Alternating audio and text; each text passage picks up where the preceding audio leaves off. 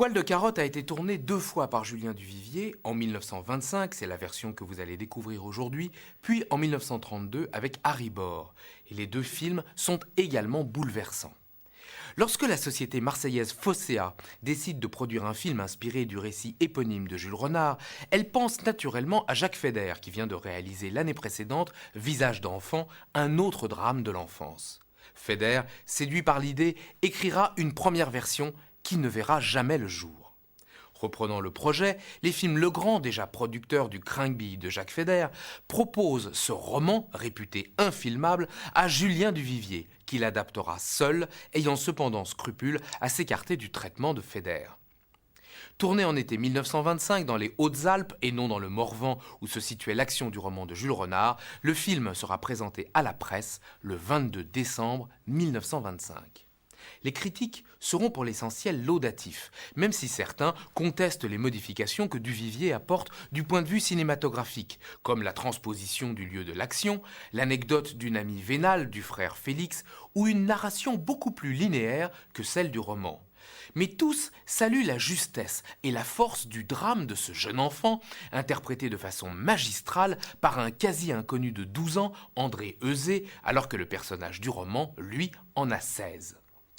Le parallèle avec le film de Feder est inévitable, et la revue Cinéa écrira « Lorsqu'on voit André Euzé dans Poil de carotte, malgré nous, nous pensons à Jean Forest dans Visage d'enfant. André Euzé a interprété et joué en grand artiste, et ses désespoirs de pauvres petits qu'on n'aime pas nous ont émus aux larmes. Qu'est-ce que la famille pour Poil de carotte, sinon une réunion de gens qui ne peuvent pas se sentir ?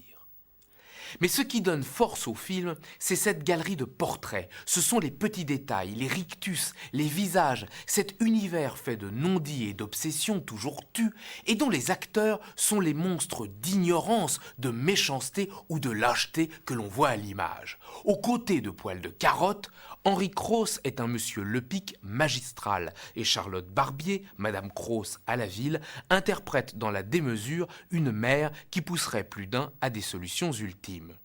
En dehors du drame que jouent ces trois-là, les autres personnages n'ont plus guère d'importance. Duvivier, en cinéaste pointu, profite de ce drame bourgeois dans une commune rurale pour filmer les petitesses humaines dans les moindres recoins. Sa caméra va déceler le détail qui révèle et qui fait mal. En vérité, dans Poil de carotte, il n'y a pas d'histoire, il y a des personnages. Un jour chasse l'autre, la comédie humaine suit son cours, le temps est comme arrêté, et c'est pour le remettre en marche que paradoxalement, Poil de carotte n'aura d'autre choix que de penser au suicide.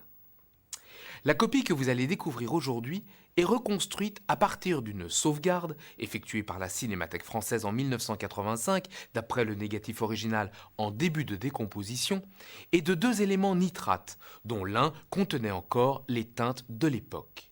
Personne n'avait revu le film comme aujourd'hui dans sa beauté originelle.